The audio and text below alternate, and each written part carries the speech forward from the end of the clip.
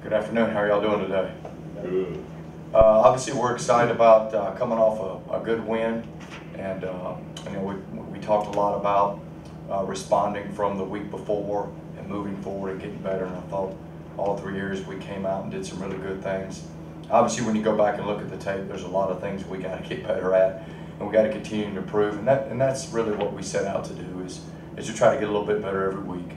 And it's a challenge, and we have missed assignments, we have efforts, and the guys recognize it and know it, but in the heat of the battle, it's different.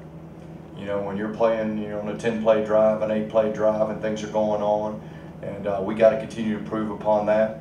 I think our football team's excited about the opportunity to play a conference game, and it's something I've tried to keep under the table, but I know they've been anxiously awaiting the opportunity to play in the Big South, and we're excited about the opportunity. Obviously, we're playing Gardner-Webb, a team coming off one of the biggest wins they've had in a while, beating the defending Big South Conference champion, top 15 ranked team in FCS, and they beat them. And it wasn't a fluke. They came ready to play and played exceptionally well. Gardner-Webb's been really good on defense. That hasn't changed. Their front seven, obviously, if you guys have done a little homework on them, their nose guard is preseason everything, and he's all that. And I mean, he's all that, and their front seven's really good, and they've been playing really good defense. But where you see them really making improvements is offensively. They came out Saturday night. Their quarterback had an unbelievable game. He makes them go. You see them starting to develop some young wideouts and running backs as they go, but their quarterback's what makes them go. And he took the game over early on, especially, and made a huge difference. So we got an awful big challenge for us. And I talked to our football team about having to, you only get one chance to make a first impression. Everybody around the Big South's kind of looking and going, well, have they played anybody? Are they really any good? Is this a startup? What is it? You know what I mean? And we got a chance to go make an impression. And that's kind of what we talked to our team about. And the great thing about it is we're at home, and I can't tell you how big a deal it is and how much our kids feed off the energy in the stadium. And I'll say this to everybody that's a Kennesaw State fan. Having every seat in that stadium packed for Saturday's game at 1 o'clock is going to make a huge impact on our football team and the energy level and how much they feed from the enthusiasm from the stands. If you got season tickets and you can't come, by gosh, go to KSUOwls.com, Ticket Marketplace. You can go sell, you can buy, you can do it. But that place being packed on Saturday is a huge deal for our kids, and they feed off that. It's a big deal, and it's been great so far, but this is the biggest game of the year, and we got one chance to make a first impression in the conference. Even though it's just one game, we want to come out of the blocks playing the best football Kennesaw State can play. I'm open to for questions. So Micah Reed is out for the season. Talk about the injuries. Yeah, we're banged up. There's no doubt about it. We got 4 guys. One that was a preseason, Mike McIntyre, was a preseason starter. He was out in camp. And then Keon Roman, the starting corner. Luther Jones, the starting tackle. And now Micah Reed, our starting two-back. All 4 of those guys are out for the season. Trip Pearson, who was their starting guard, is out. Not out for the season, but he's out for Saturday. And we probably have a handful of guys that are banged up. They're just trying to get healthy during the week to get ready for Saturday. So we're banged up. There's no two ways about it, and that's part of being in the season. I think part of it is a young football team. This is the first time a lot of these guys have gone through a season like this. And how do you manage week to week? And being a student athlete at this point in time in the season is a grind. The demands you have academically, the demands you have from a football perspective, and really those are the 2 main focuses they have right now, and I would say these guys would probably tell you getting those 2 accomplished in a day is a chore right now. But we're definitely banged up, but I'm sure a lot of people are right now, and we try to get healthy throughout the week and get ready to go. Saturday after the game, you thought Mike had ankle. Looks like he'll be fine. What happened in the interim? What is the injury? Who's that? Micah. Oh, Micah? Yeah. He fractured his fibula. He got tackled, and somebody landed on his leg. It's kind of unusual, but they landed on it. It's a non-weight bearing. It's just a simple boot and time, you know, and it's a 6 to 8 week deal. So, you know, we didn't know for sure. I had an idea, but I didn't know for sure after the game, so I didn't want to speak out of turn, but I had a pretty good idea. Right or left? Oh, good question. I think it's right. This is right, isn't it?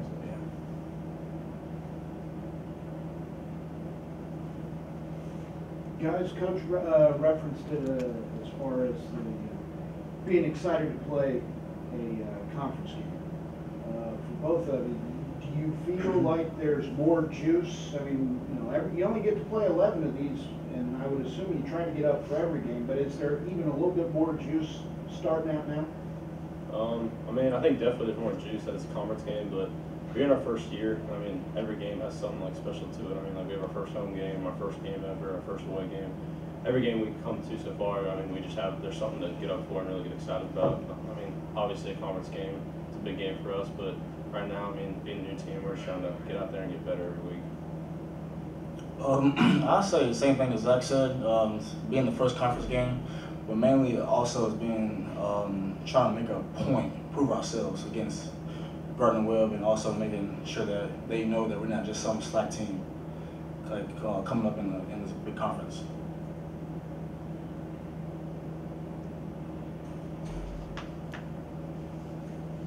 You have a white-faced quarterback like Gardner-Webb. How have you game planned for him this week? Well, I mean, you got to be aware of him on everything. I mean, you look at what he did in the Liberty game, and he, there's several times, whether it was called or not, he just took the ball and there was no leverage to the defense, and he just ran out the back door. I mean, it was 10, 12, 14, 15 yards a pop. And I think the big thing is we got to tackle well. You know, I mean, we were aware of the guy. I mean, Dustin, those guys will tell you that's, you know, it's been talked about a lot. But we got to do a good job of tackling and making sure he's accounted for, you know, in the stuff they do. You know, sometimes if you get a drop back guy, you don't really have to account for him. But we got to account for him. We got to, I mean, because like I said, he's their best runner. You know what I mean? He's obviously their best passer, but he's their guy. He kind of makes them go. So we got to make sure we take care of him. Did it help in practice having mobile quarterbacks yourself to scout him? I would think so. I mean, you know, I obviously that helps. And we don't go, we can't afford to go full go in practice. You know, it's a thud tempo. I mean, I'd love to be able to. We can't afford to do it. We wouldn't have anybody left. So guys got, you know, the big thing Coach Newberry I know has emphasized is just our ability to tackle and tackle the right way. Didn't think we did as good a job of that last week as we've been doing, and I know that's been a big emphasis. We call it an owl tackle, which we're trying to go at a certain point on the hip, the near hip, and sometimes we get too high. And I think the big thing is tackling. You know, we talked about it 2 weeks ago. Remember we talked about the yards after contact. We got to do a good job when we get him hemmed up or getting him wrapped up, and then we got to have great effort about rounding to him.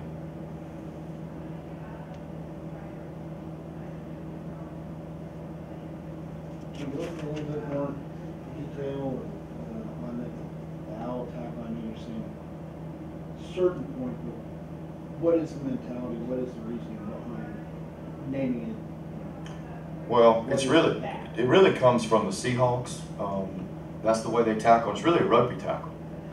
That's really where it originates from. And what it does is it kind of takes your head a little bit out of the equation.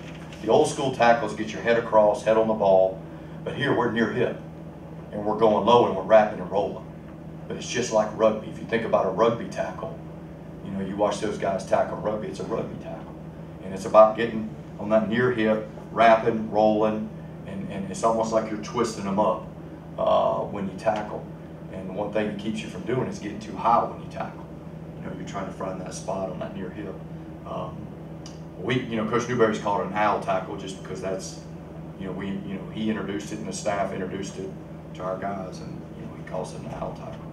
But it's you know, you see it some people doing it now, but it's not everywhere. It goes against the norm, which like I said is the head across, head on the ball, head across tackle. I think it's also helps a little bit take the head out of the equation with today's emphasis on you know, so much concussions and things going on, that it kind of takes the head out of the equation a little bit. So the Seahawks do it. There's other people doing it, but I know it came from a lot of it came from the Seahawks. And there's Coach Newberry, if you want to holler, he can give you more detail on that, John, as far as that stuff goes. Yeah, a question that they wanted me to submit for the scoreboard people, the video, the hype video, and you've answered it earlier, but I need a separate bite on you as to what does it mean to be kind of the unknown team in the conference right now? Well, as a coach, I kind of like it. I mean, we got to come to the gate with a chip on our shoulder every week. And right now, we're the little startup in Kennesaw, all right, with something to prove every time we go on the field. And so I'm good with that. And I think that's the way we need to approach it. And honestly, I think in the conference right now, that's probably how we're looked at. And you know, if you look back at before the season, I'm sure there was a lot of W's circled around when they played us.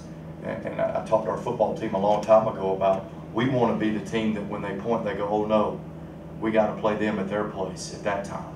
But we have to go out and earn that respect. And I think we're in that mode right now as we talk about getting better every week about going out and earning respect.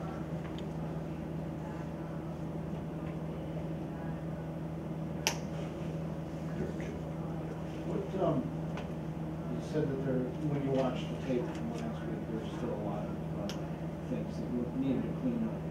Can you be a little bit more specific? Yeah, I mean, defensively, the thing that, you know, was tough is we got misaligned a bunch.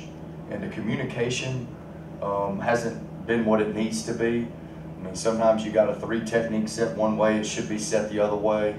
You know, guys fitting up where they're supposed to all the time.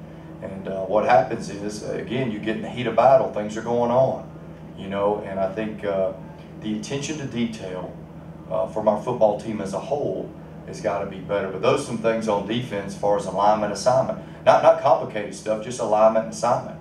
And the same thing on offense, when there's miscues, it's usually because, you know, somebody doesn't go where they're supposed to. And it's just complete concentration, rep in, rep out. And that's a challenge for us right now. It is. I mean, that's something that we have to work on. We talk about getting better every week. That's a big part of it. We talk about effort and assignments. I mean, that's day one. And we've gained on it, but we're nowhere where we need to be the kind of football team we can be. And so it's something we really gotta improve upon.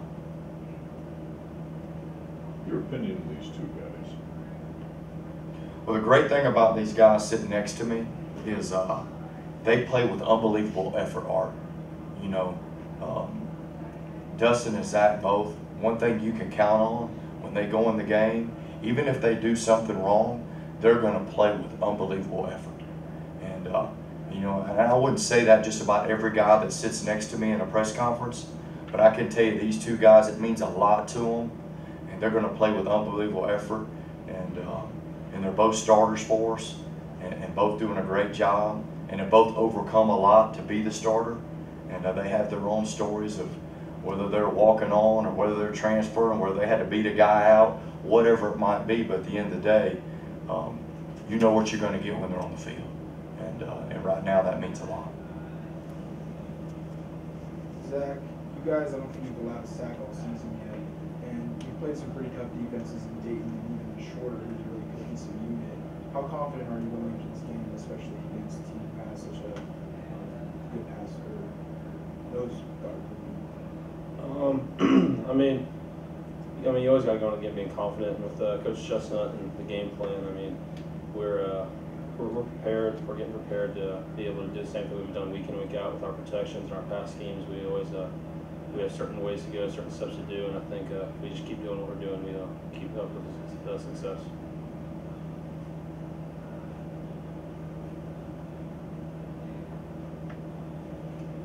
Along those lines, talk about Chad Jeter.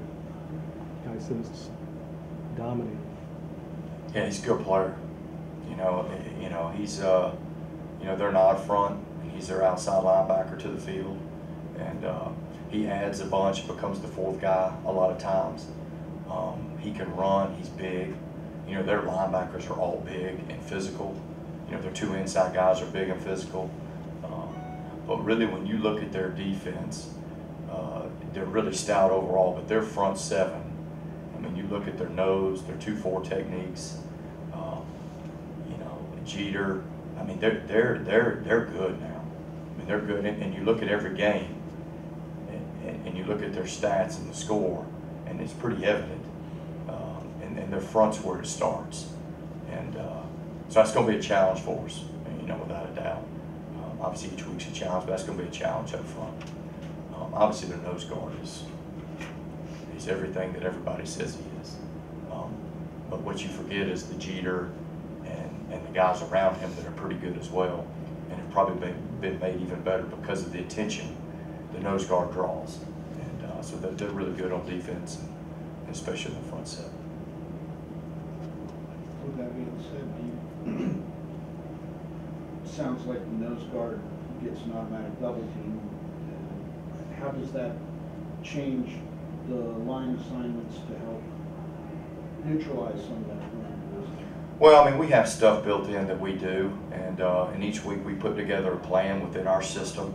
You know, and we looked at the strengths and weaknesses, and sometimes it's as much the strengths and weaknesses of Kennesaw State as it is necessarily of the opponent.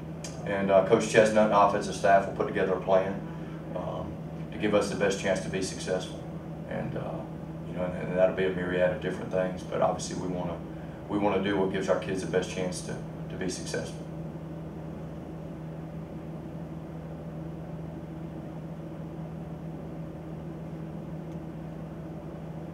Who will be starting Micah Reed's place? Trey Shivers will start, and Jake McKenzie will be his backup. You heard me correct.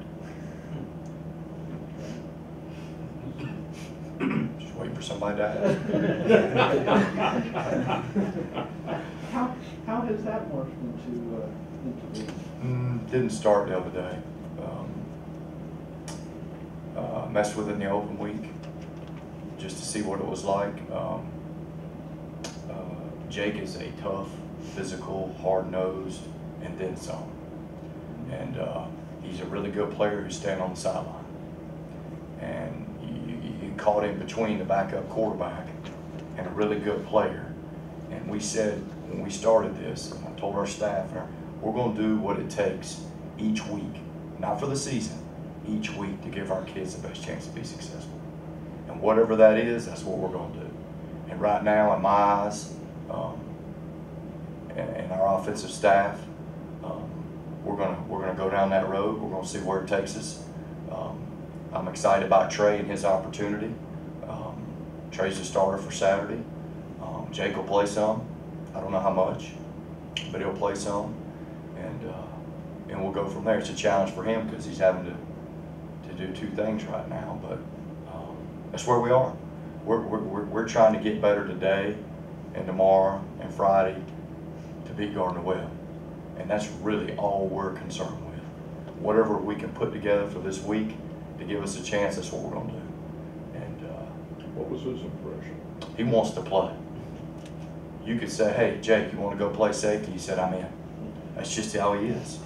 And that's the great thing about him. He's a team guy. I would say these guys would probably say he's the hardest worker on the team, if not one of the tops. He won the, what did Coach Carizzi call him this summer? Iron Owl. He won the Iron Owl Award this summer, which is the top workout guy from all areas in the summer. He's just, he's Jake, you know, and these guys know it, and I know they're both nodding their heads because I think our football team has a lot of respect for the way he goes about his business and how tough he is. If you guys remember, we had a scrimmage, and it was in the spring, and we didn't have but one quarterback left, and he took 70-something snaps by himself in a scrimmage at quarterback. And I think I've never had one do that, and I don't know if it'll ever happen again. And I think again, he's a good player, and you want to give him a chance. And you know, like I said, it's something that didn't just come up after Micah. We've been talking about it, but it just had to present itself, and it did. And so Trey will start, Jake will play some. We'll go from there, see what happens. Does that lend itself then? Does that mean Chandler's getting some more additional reps? Yeah, he's getting some reps now where he really wasn't getting any.